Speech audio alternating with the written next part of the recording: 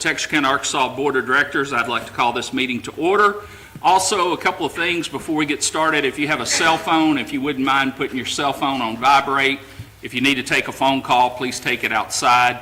And if you want to address the board tonight, please fill out one of these citizens communication cards so that we'll have a record of who you are. In a second, I will read these and you will be able to come up and address the board. I will call them in the order that I got them. Okay? All right, at this time, we're going to do roll call. Director Hollibush? Here. Director Brewer? Here. Director Jewell? Here. Director Roberts? Here. Director Harris? Here. Mayor Brown is absent. Assistant Mayor Hart? Here. All right, at this time, we're going to have our invocation and our Pledge of Allegiance being led by Director Stephen Hollibush. Go bow your heads. Lord, thank you for this wonderful day that you blessed us with. God, thank you for the opportunity to come together and do the business of the city. God, we pray that you would be with us, that you would give us guidance, and that we would do everything to honor and glorify you. In Jesus' name I pray. Amen. Amen. Amen. Pledge allegiance to To the the flag flag of the United States of America and to the republic for which it stands, one nation, under God, indivisible, with liberty and justice for all. You may be seated. This will take us straight into our citizens communication time. The first card that I got tonight is from Rick Hall. Rick, are you here? I'm assuming since you filled the card out, hopefully you didn't leave on us. And so this is Rick Hall. You're going to be speaking on City Beautiful. You got 5 minutes, Rick. Well, I've got a couple items, so I hope you'll bear with me here.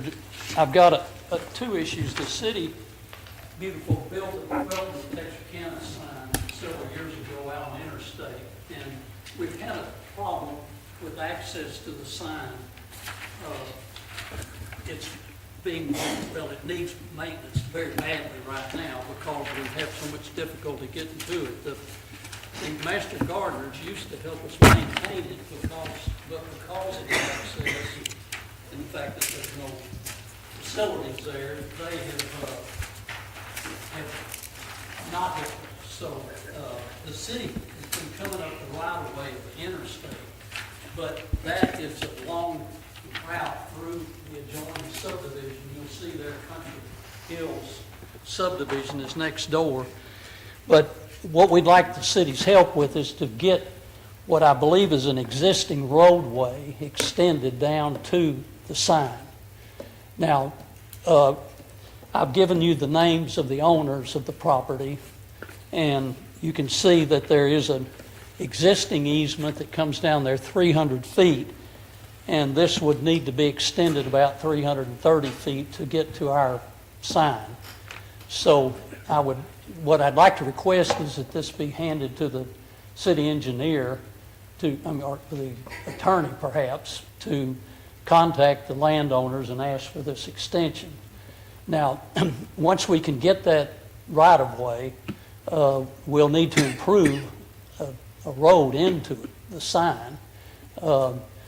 I don't think it has to be a fancy road, but it needs to be all weather and able to hold a truck or something of that nature to get to the sign. Actually, City Beautiful may be able to help with that. There's one small drain that will have to be crossed, so there'll need to be a culvert in there. But we want the board's help with this. The sign is, we think, is a real asset to the city, but it's not when it's not maintained. So that's what we'd like your help with. The other item I wanted to bring up is the Ensign, what's called the Ensign Fountain, which is over here at State Line and 7th Street. The fountain doesn't operate now because there's no electricity. The electricity was removed when the new traffic light was put in there at that intersection. Now, why they took it away from our corner there, we're not quite sure, but that's what happened. And we've not been able to, to restore electrical service there.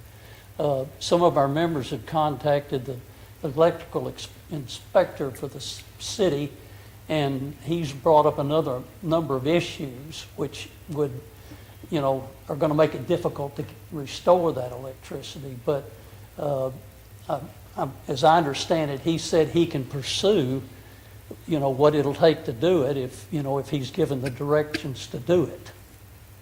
But, we were quite, I guess, perturbed when they took the electricity away, because it had been there, but for whatever reason.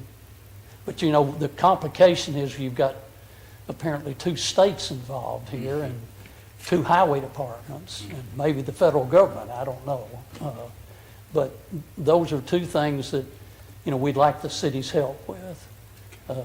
And just one other thing, I was pleased to be with Danny and Ulysses this last Saturday doing participating in the cleanup the city had. So, Yeah, it was a joy, Rick. yeah, well, thank you. Well, it was a real joy picking up that trash, but it was, let me ask Rick, going back to your sign, the easement there on those people's property, have they been contacted or anything? Have they? They have not. Are they aware of you? No. Of y'all's? No, not that I know. See, this has gone on for a long time. We initially thought we were going to have access through Country Hills, through an adjoining lot to the sign. Well, for whatever reason, that never was gotten, and houses got built, so that's no longer an option, we don't feel. So, I see that the owner record is, they're in Frisco, Texas, so. right. so, okay. I really don't anticipate that they would object. This would probably, if anything, improve their property. There's actually a curb cut already left there on Sugar Hill, so, I don't think anything would have to be done where it leaves Sugar Hill. I'm sure that's something we'd be glad to look into, right, City Manager?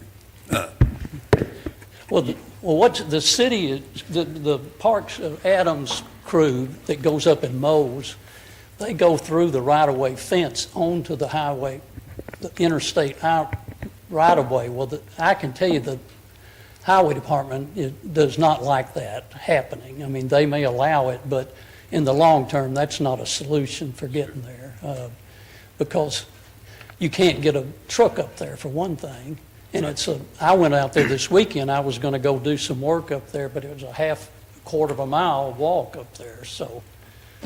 Rick, I have a quick question. Is the sign, is it still visible? Can you still see it? Is it still visible, the sign? I know you say the overgrowth and all that. Yeah, yes. Have you not seen it? I mean, the sign we built is enormous. Just asking.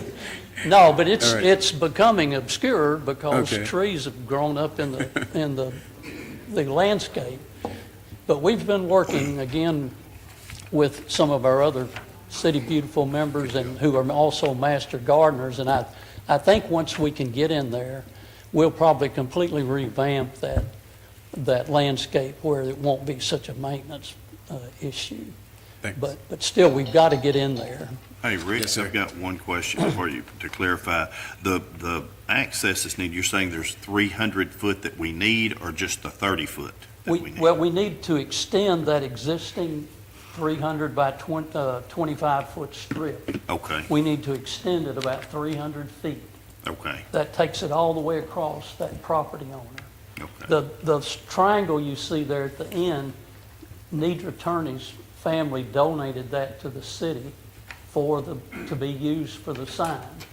So, we need to get to that triangle that, I guess title to that is actually in the city. Is that right, Nedra? Did you actually transfer title to the city? Yes, and it was dedicated in 2015, July of 2015. Right, so. Any other questions? Rick, I was just going to say, I did quite a bit of work on that easement back 4 or 5 years ago, so I'm pretty familiar with it. So I'll check it out and get with you.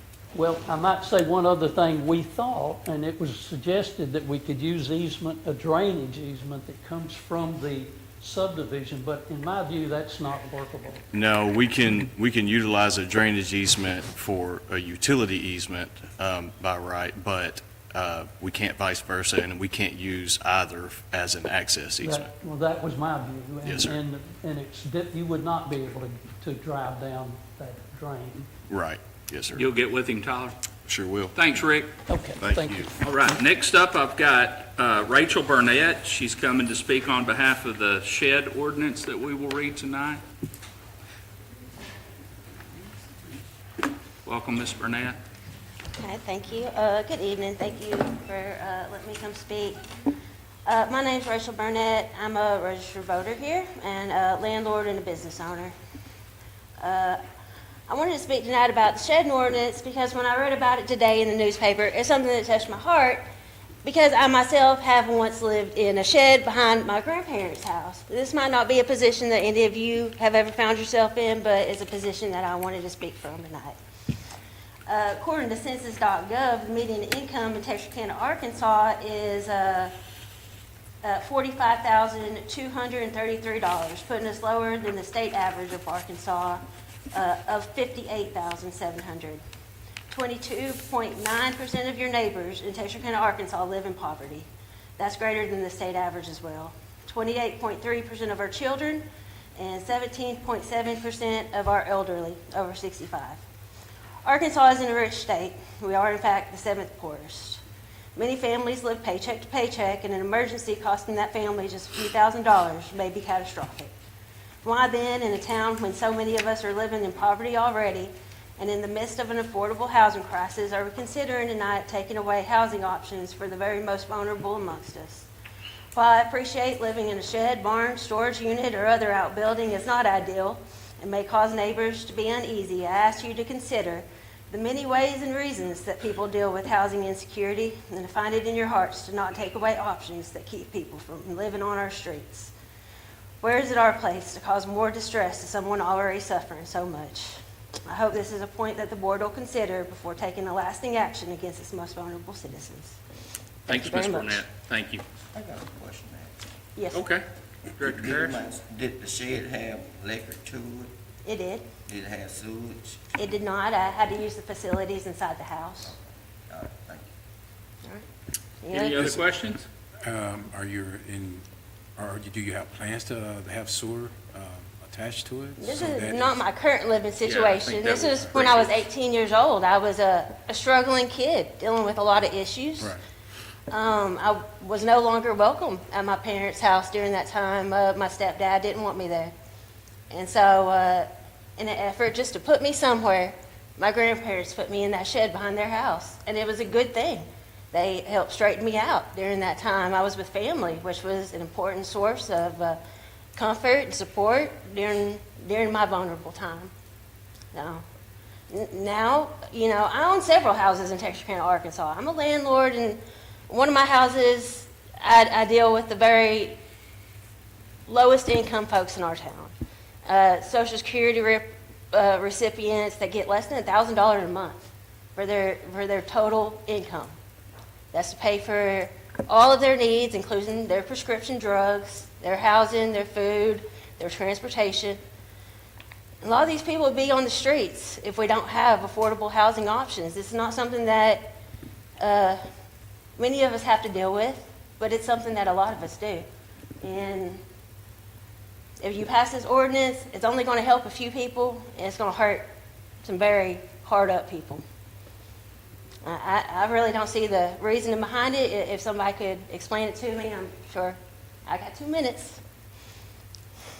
Any other? I think, Yes, sir. I think your time has stopped when we ask you a question. Oh. Any other Appreciate questions that. for Ms. Burnett? I will say, when we discuss the ordinance tonight, before we pass it, you'll have an opportunity to speak again if something comes up that you want to address at that time. Yes, sir. Yes, that's what I was about to say. I would request that you hang around for that. I sure will. Okay. Thanks, Ms. Burnett. Thank you, guys. All right, next up, we got Chris Owens, Pastor Chris Owens. I see her back there. She's going to speak on the cleanup and the first responders. Y'all got time for a sermon? Always got time for a sermon. Praise the Lord. Assistant Mayor Hart and the board, want to say thank you to those that wasn't there, they were praying for, those that were. Thank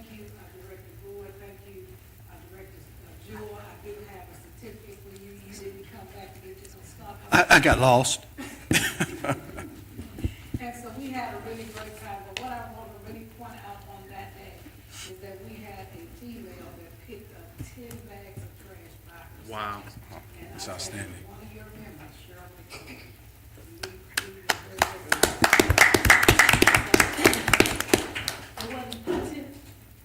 Shirley, Ms. Jamie ain't talking loud enough. Now I can talk loud. We really enjoyed, the impact was great. We didn't have as many as we had at the first one at Mount Grove, but what we had, we did a great job, and so I'm just so overly proud. We got a call back from Keep Arkansas Beautiful. They were just ecstatic about all those pictures we sent them, and they were real proud of what we did here in Texarkana. So we'll probably, if you go on their site, you'll see some information about our cleanup.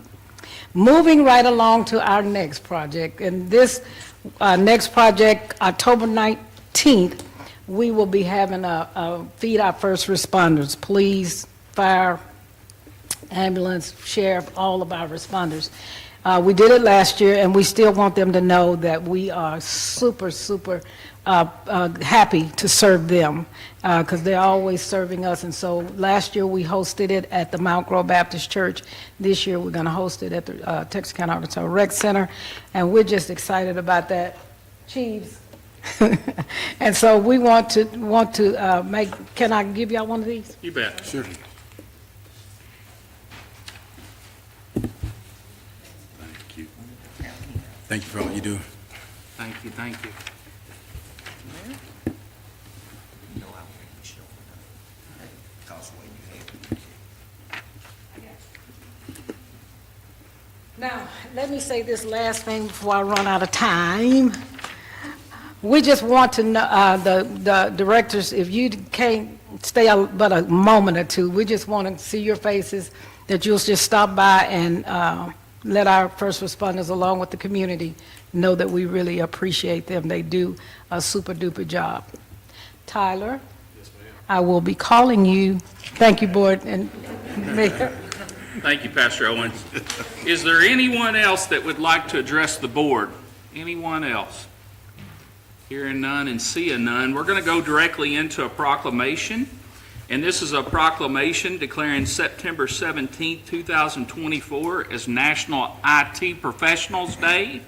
And I will read this proclamation. Whereas National IT Professionals Day was created in 2015 in an effort to show appreciation for the dedicated tech wizards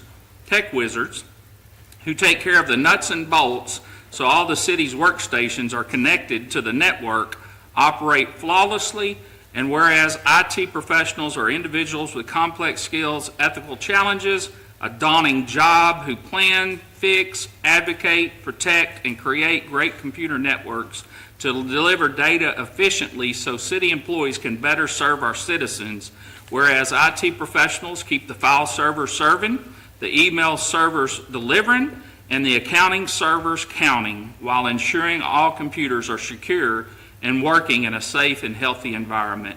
Whereas IT professionals perform daily backups to guard against disaster, both human and natural, they make sure the city's data is safe and always available.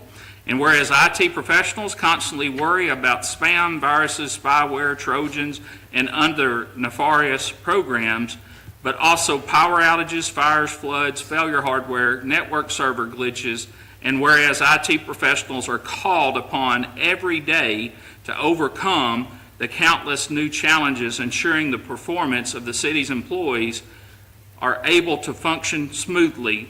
Now therefore be it resolved that I, Jeff Hart, Assistant Mayor of the City of Texarkana, Arkansas, do hereby proclaim September 17th as IT Professionals Day in the City of Texarkana, Arkansas, and urge our citizens to join in this special observance. And receiving this proclamation is our IT Director for the water utilities for both cities. And Brandon, you want to come up, and Tyler, you want to take this? Thank you for all you do.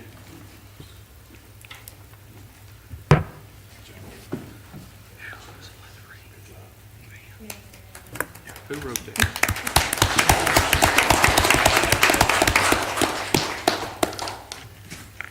All right, that takes us directly into our consent agenda. We've got 3 items on our consent agenda. They are as follows: approval of the minutes of the regular meeting, September 3rd, 2024. Also, adopt a resolution appointing Laura Cowling to the Depository Board. Adopt a resolution to approve a sub-recipient monitoring policy for sub-grantees of the City of Texarkana, Arkansas, and the Texarkana, Arkansas Police Department. Is there any discussion on any of the resolutions that I've just read? Motion to Motion to adopt. adopt. I've got a motion to adopt. I've got a second. All in favor of passing the consent agenda, say aye. Aye. All against? And the consent agenda passes. That takes us directly into our regular board meeting. And tonight, we've got to consider the following action concerning the cleanup of 19 nuisance properties. And this is for us to open up a public hearing to receive comments regarding the certification of certain delinquent taxes. And so I'm going to open up this meeting, this public meeting right now. Yes, sir. Okay, this is just 19 cleanup liens that I'm bringing before you, same thing we do every year.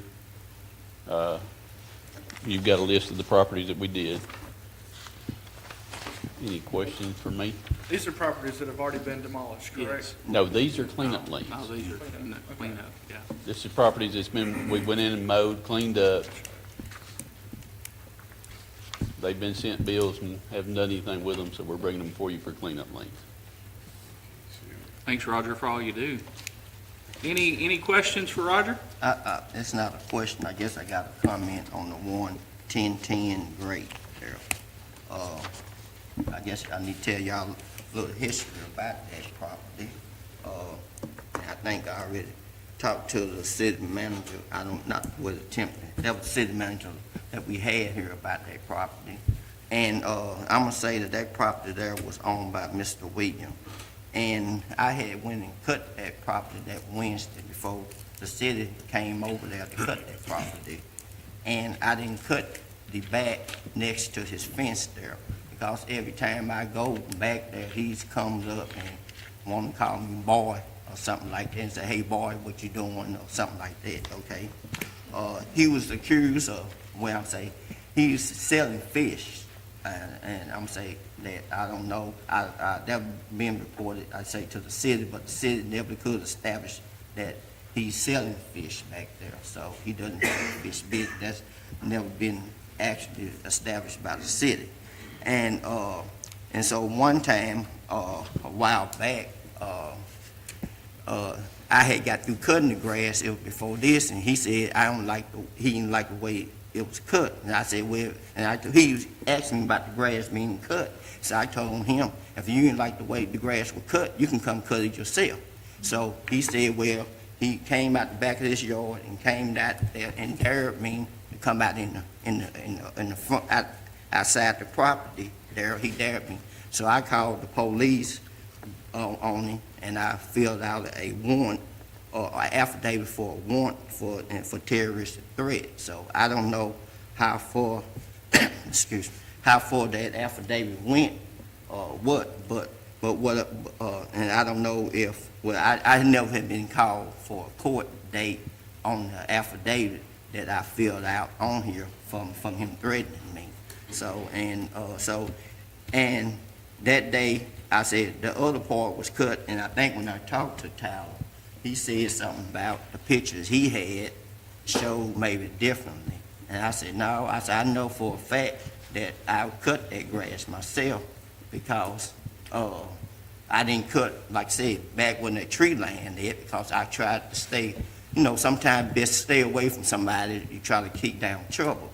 So I didn't cut back there, but he normally sprayed the back of that yard with Roundup, and I have never saw him spray Roundup up, but back of that part would normally be brown, basis other things. So, and I kind of wonder, could you just spray Roundup in somebody else's yard without getting somebody else's attention or permission? So, and that's the issue behind that at 1010 grate, like I said, and it was, like I said, it was cut by me.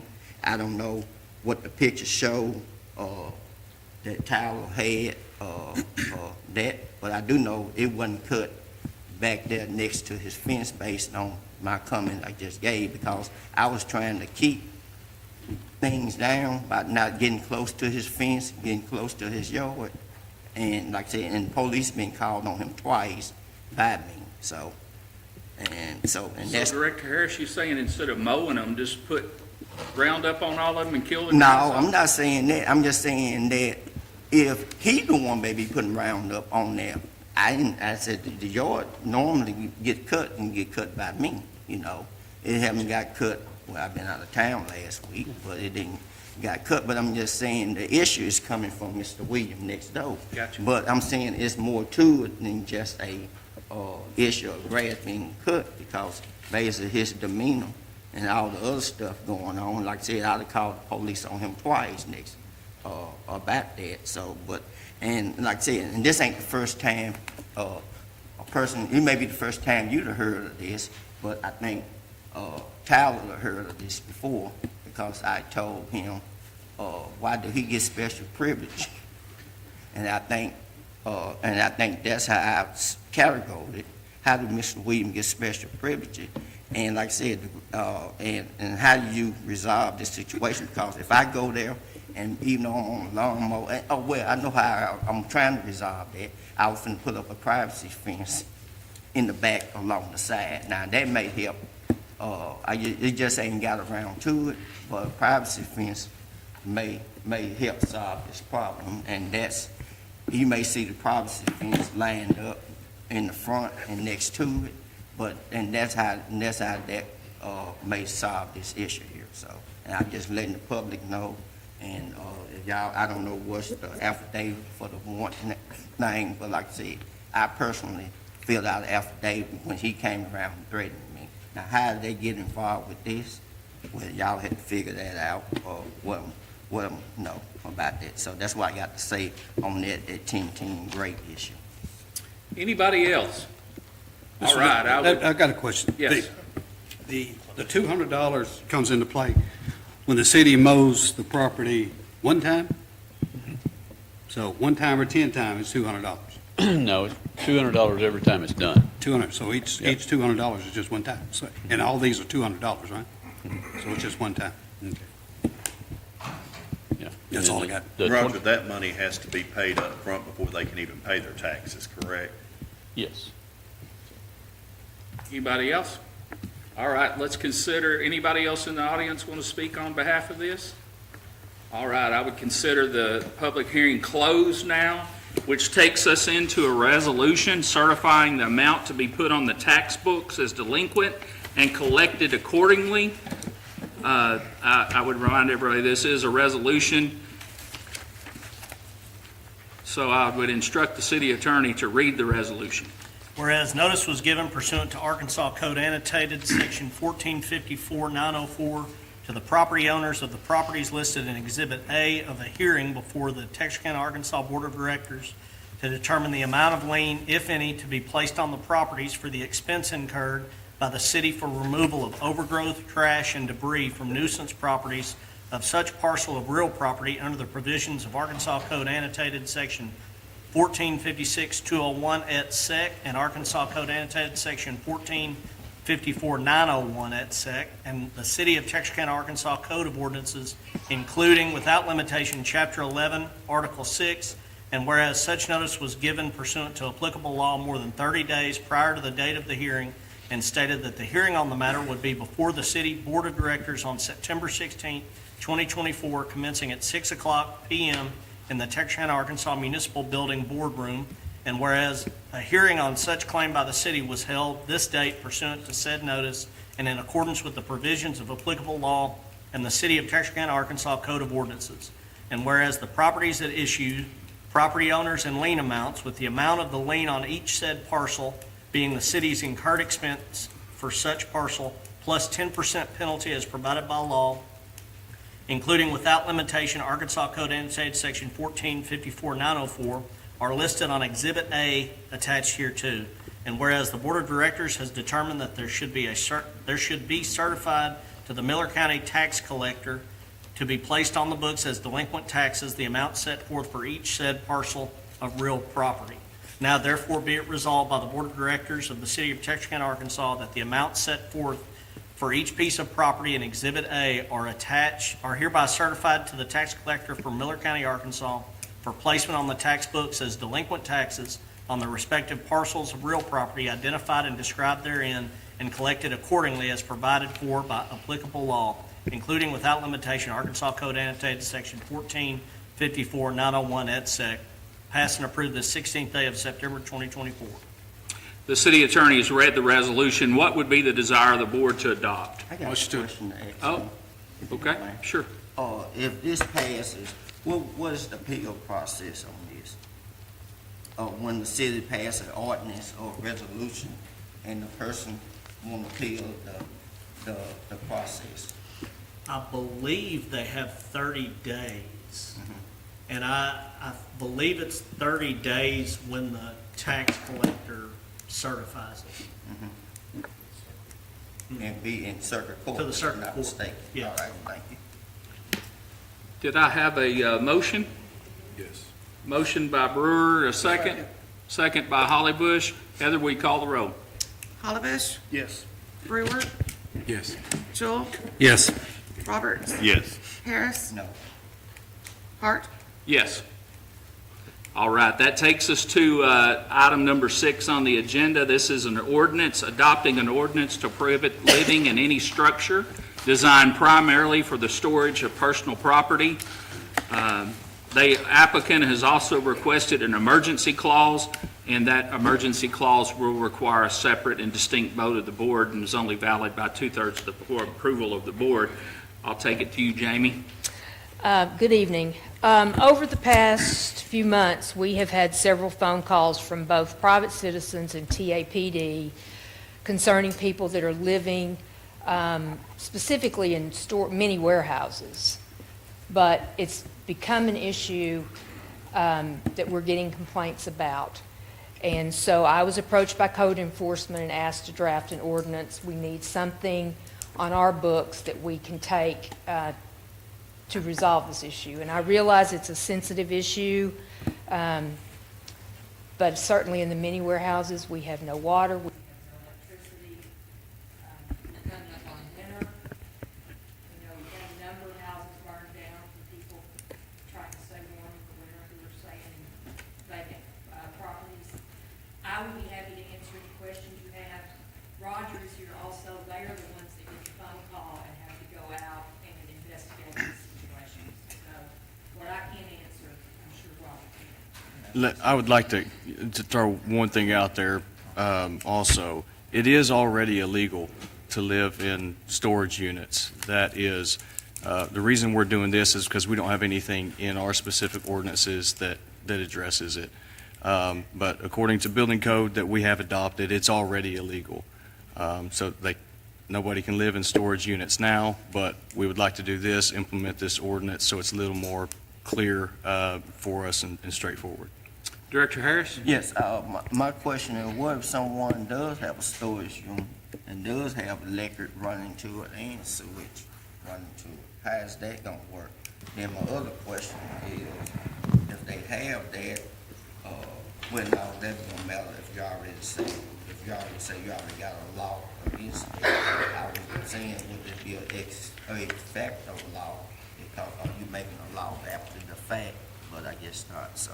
Yeah, there's still other codes within the International Residential Code and IBC International Building Code that do not allow for that. So there's minimum size requirements, there's exit requirements, minimum window sizes, and of course, Sewer no and water. sanitation.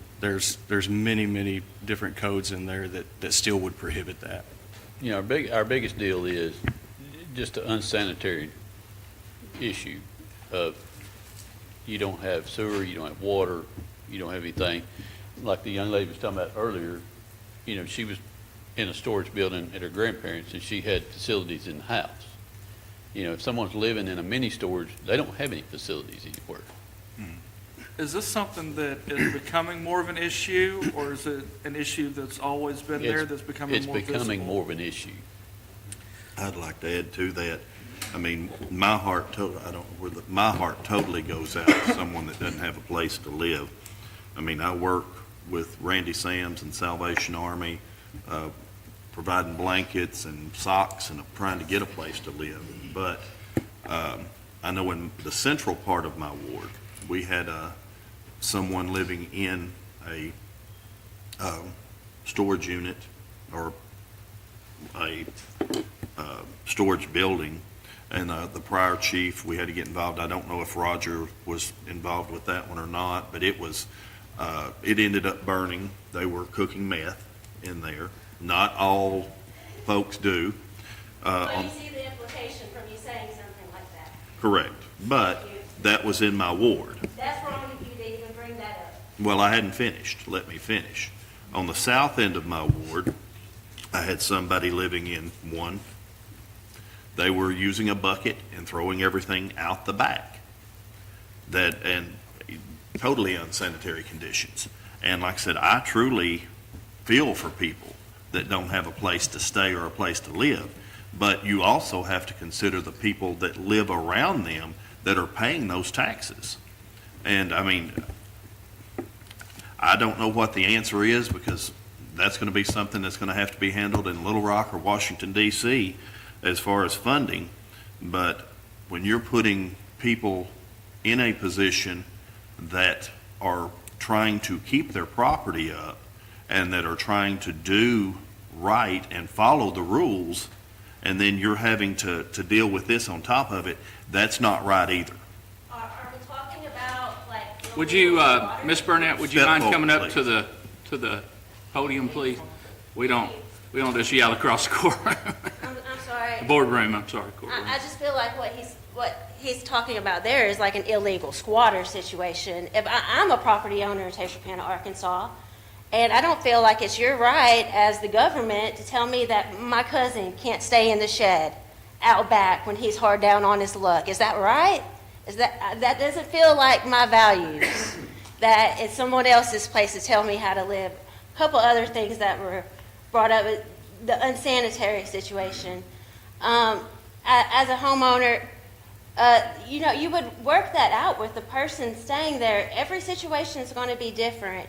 I understand if there's a problem with these mini storage units. This is a commercial property, supposedly. That's a different situation.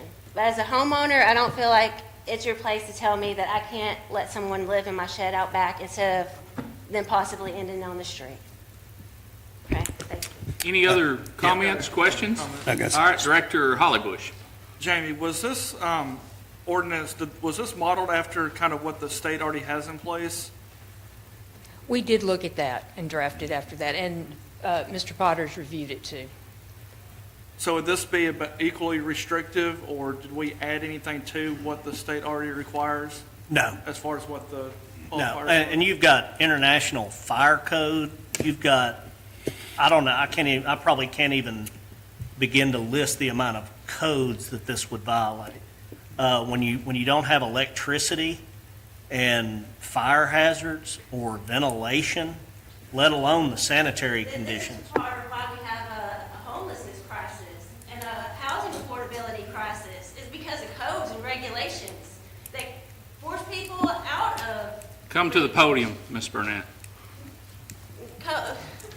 codes and regulations is part of why we have a housing crisis in this country, why we have a homelessness crisis in this country. If a number of windows in four walls is the difference between somebody living on the street or living under a roof, would you not rather have them under that roof, sir? Or would you rather them be on the street because there's not a toilet in the house, because they have to use the neighbor's toilet?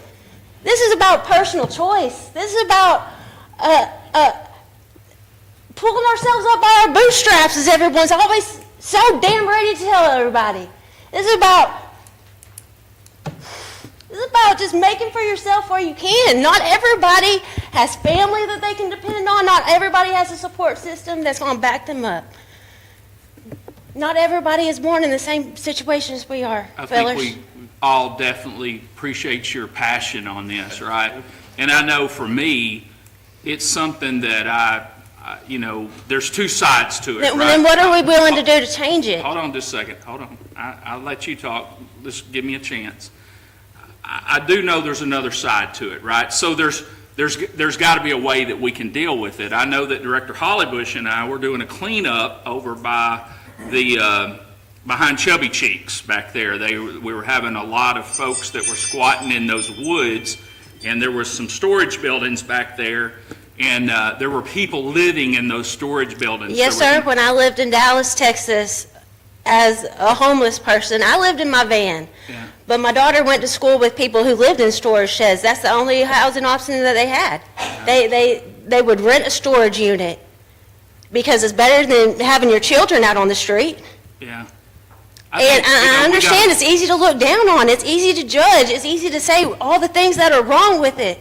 But until we ourselves are in that situation, we are not ones to judge. I don't think anybody's judging, ma'am. I think everybody But is. we're making it illegal to be them, Well, it's already illegal. It's already. So we're looking for more codes to enforce, It's just following what the state has already put forth. then let's change it. Let's make it easier to be alive. I would say you can make that trip to Little Rock and be passionate up there. This like is my you are local for me. government, this is my city. Ma'am, we haven't even voted on it yet. That's why I'm pleading implorically. Please, consider what you're doing to the most vulnerable people. Okay. Thank you, Ms. Burnett. I got, Hey, let me say this. One more. On this, when we're catching people living in storage buildings or mini storage, are we pointing them in a direction of resources? Do we have, our officers, do we have a list of resources where we can try to find them some shelter or provide something? There's a reason why they're not going to those resources. They don't have ID, they're There are a lot of barriers to getting Yeah. into shelters, and then shelters are not always a safe place to be. Anybody else? Danny, Much you got more anything? unsanitary than my shed. Danny? yeah. Couple of things. Well, first, Tyler, you're saying we already have ordinances in place that'll take care of the mini storage units, right? We do not have an ordinance in place. That's what we're trying to do here. It's already illegal per building code, which we have adopted. Now, if you wanted to do away with that, we would have to not have any sort of building code adopted, which So- we obviously can't do that. Those people residing in the mini storage right now, we have no provision that we can cite them for any kind of violation right now. Yes, we do, per building code. Okay, And how- that's how- what we've been using. We've been citing them for no running water or something like that, and that's. And we what's the can do that- punishment for that?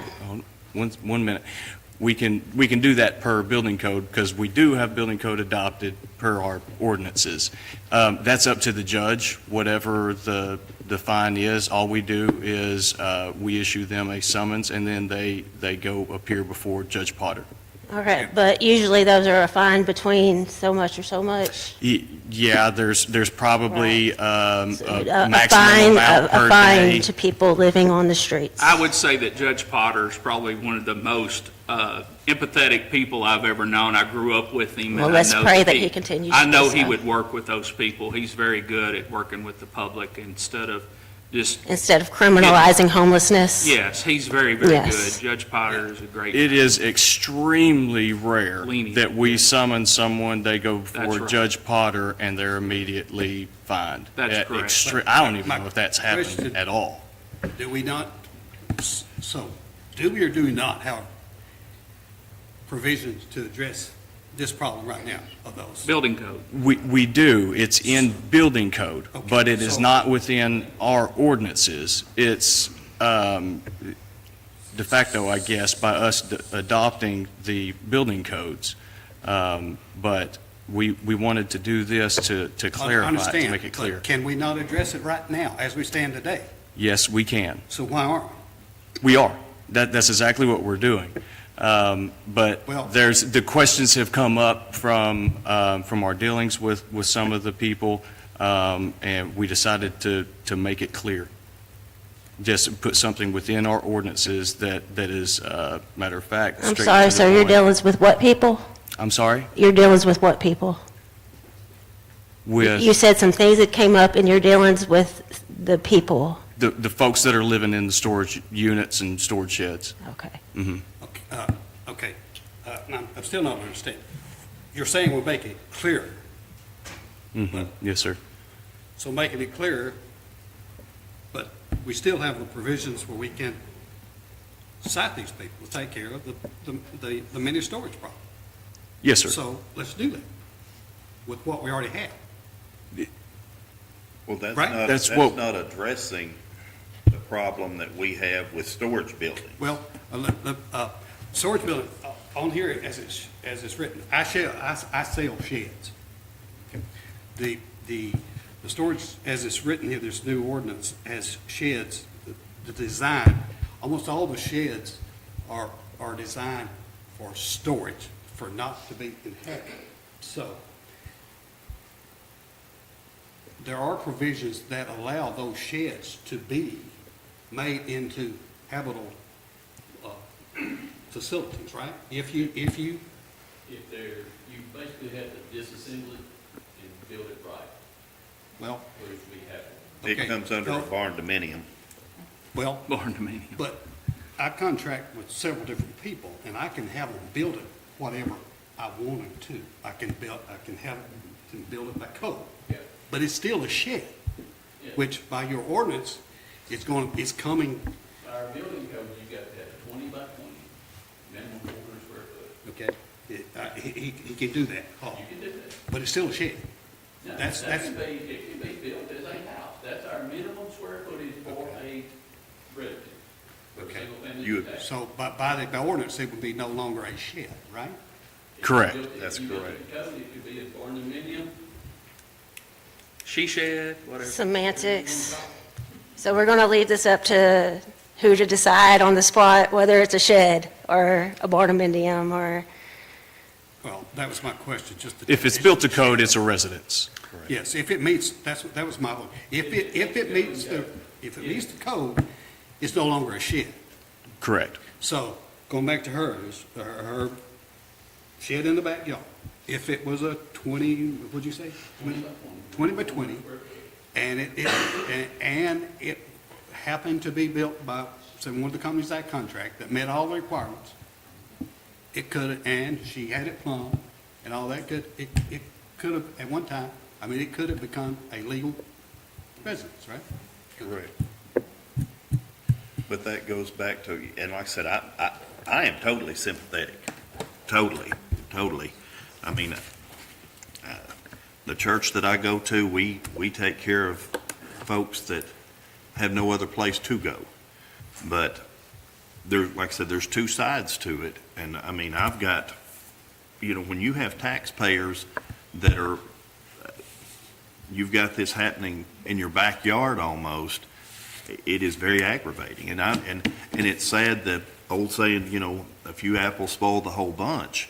And that's true. Because we haven't had the homeless staying there. We've had ones from a criminal element that are wanting to stay there. And I do know that I see them daily. I work at the Bi-State Justice Building, so I see them every day.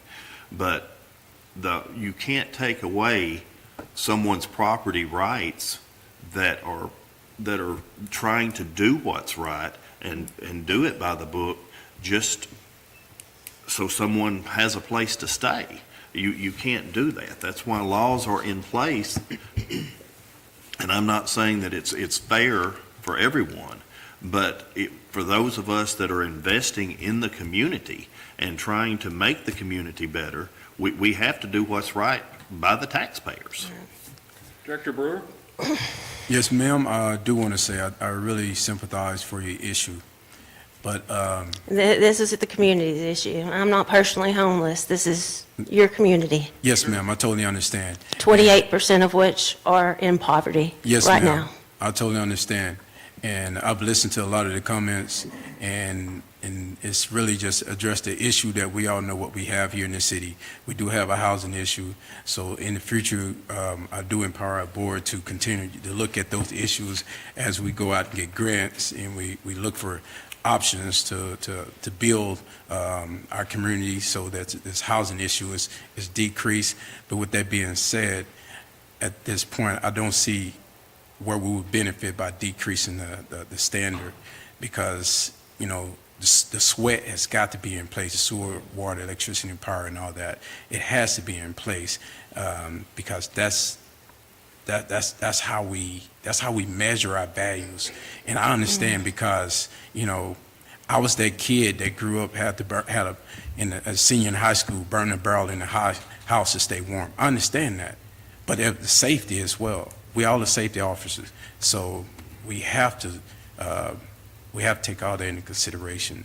But again, I empower this board to continue to look forward, because we do have a real issue here when it comes to housing. And I know a couple of years ago when I went to DC looking for monies, you know, to try to find ways to build a better housing infrastructure here in Texarkana. We need to continue to do that. This is very evident of the problem we have. This ongoing, it's an issue. So I just want to.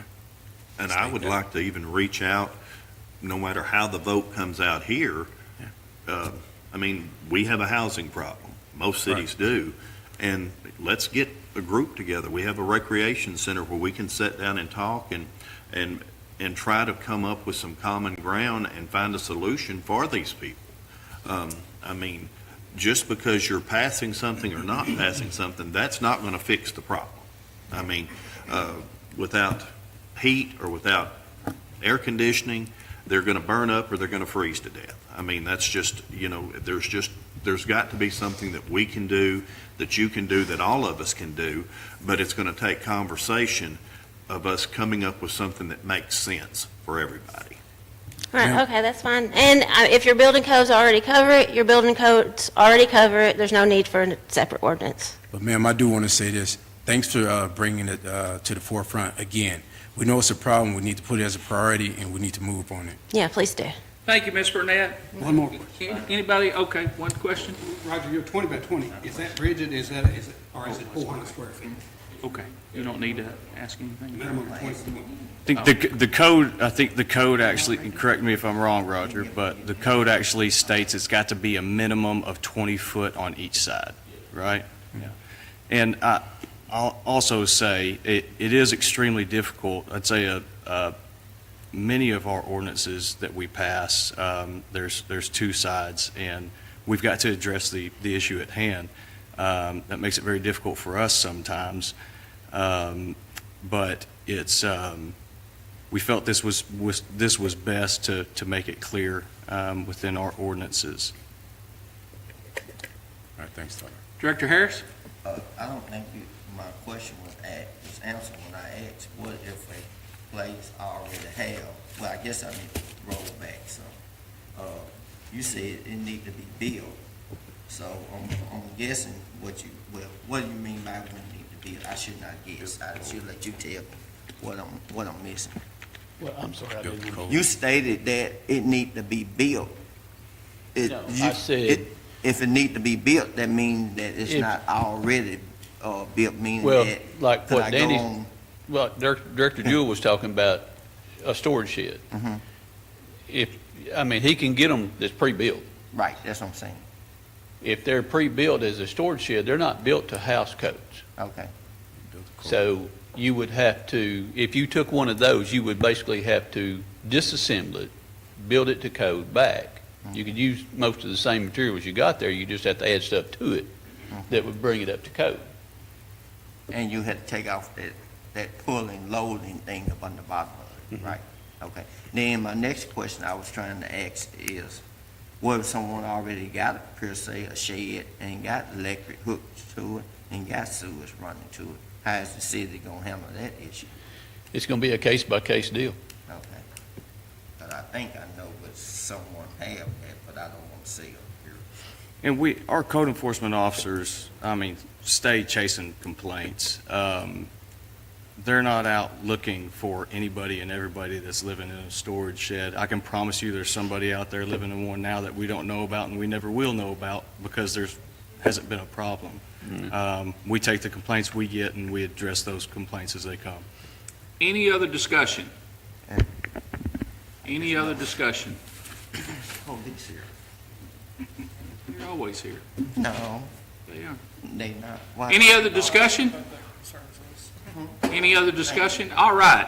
I would remind the board that this is an ordinance and it's going to need to be read 3 times. So what would be the desire of the board to have the ordinance read on its first reading? First reading, abbreviated form. Second.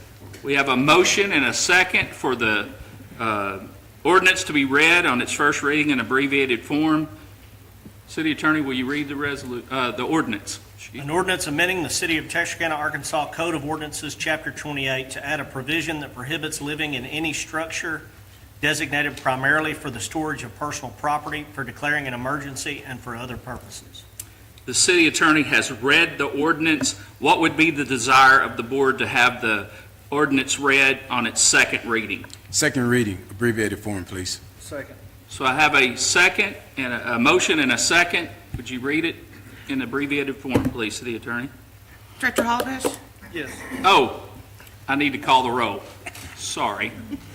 Director Brewer, Heather, would you call the roll, please? Director Hollibish, Yes. Director Brewer, Yes. Director Jewell, No. Director Roberts, Yes. Director Harris, Yes. Assistant Mayor Hart. Yes. An ordinance amending the City of Texarkana, Arkansas Code of Ordinances, Chapter 28, to add a provision that prohibits living in any structure designated primarily for the storage of personal property, for declaring an emergency, and for other purposes. So the city attorney has read the ordinance. What would be the desire of the board to read the ordinance in its second reading? Third reading? Third and final? We're on the second I or the think we're third? second, right? You're on the third. Third and final reading. What would be the desire of the board? Third reading, abbreviated form. Second. Second. So we have a motion and a second to have it read on its third and final reading. Prior to the board voting, is there anyone who wants to speak for or against it? I think we've already done that, right? I think we take the vote first. Okay. Call the roll. Hollibish, Yes. Brewer, Yes. Jewell, No. Roberts, Yes. Harris, Yes. Hart, Yes. And was that? Huh? I know, but did we have enough for it to pass? Did it? You'll have to do a we're motion still the to third adopt. reading. Oh, okay. All right. All right. I'm a rookie. Motion to adopt. An ordinance amending the City of Texarkana, Arkansas Code of Ordinances, Chapter 28, to add a provision that prohibits living in any structure designated primarily for the storage of personal property, for declaring an emergency, and for other purposes. So the city attorney has read it on its third and final reading. What would be the desire of the board to adopt? Motion to adopt. Second. I have a motion and a second to adopt. Heather, will you call the roll? Hollibish, Yes. Brewer, Yes. Jewell, Yes. Roberts, Yes. Harris, Yes. Hart, Yes, and the ordinance passes. So now, we go directly into the board of directors' Has comments. emergency clause. Emergency clause. Oh, that's right, that's right. The applicant has requested an emergency clause. What would be the desire of the board to approve the emergency clause? I'll make a motion that we approve the Second. emergency clause. So I've got a motion and a second on the emergency clause. Heather, will you call the roll? Hollibish, Yes. Brewer, Yes. Jewell, No. Roberts, Yes. Harris, No. Hart, Yes. 4-2. 4-2 doesn't pass, Yes, it does. does it? Yeah. 3-2. Think it's 4. We only have to have 4 on the ordinance, Yeah. right? Okay, so it passes. 2/3. The city attorney's saying 4. Yes. Five. City attorney, is it 4 or 5? 2/3, right? I don't have my It's fine. rules in front of me. Is it 5? Okay. City clerk says it's 5. Okay, so the emergency clause does not pass. This will take us directly into the Board of Directors' commentary. Any of the Board of Directors like to make any comments? I was looking for the water people, but I do have a question to the planning lady. Ms. Jet, what does the ordinance, is there something in y'all regulation to say that you have to notify a board member there's something going on in a ward before it's something change? Or they just something you just do? It's not in our ordinance. I had a request by a couple of the board members that they wanted to receive the agendas and be notified if there was anything happening in their ward. So we just now, as a rule, send a copy of the agenda out to all the board members. But isn't y'all right now working on that, and could y'all add that in there? Because I have noticed something that happened in my ward. I didn't get it, but I was the one directed the people to the planning commission. And I don't know if they thought I was against it, but I was the one directed it, but I never did get a notice. It was up before the planning commission. How long ago was it? I was about 3 hours out of camp. Because we've only done this the last 2 months. It's I only, don't remember yeah. when we did that. And we send it out by email. Yeah, I'm aware of that. We get it by email, but I just know some things, y'all. So I was trying to make sure if it's something in writing, it could be consistent. That, and if y'all is working on revising y'all bylaws, what's stopping from putting that in there? We can add that in there. We currently, so agendas close on a Tuesday. Agendas close on the Tuesday. On Friday of that week, we send out letters to whoever's in the notification area of that property. And when we send those letters out, we now send out an email to the board members with a copy of the agenda, and we notify all the local school districts that are affected by anything on the agenda. And that's a state requirement there. So, but we can look at adding that to that notification to the ordinance. I appreciate you doing that. I'd ask Jamie or Tyler to tell Jamie to send it to me because I want to know if something's going on in my ward, right? So I thank you guys for sending it off. Well, we just send it to all of you. Yeah. So. Good deal. No, I thought I was special. Director Brewer? Well, I do want to say this right here from Award for Citizens. We had a community meeting, award meeting, first quarter in January. We're looking to schedule a second award meeting there at the Rec Center. Details follow later.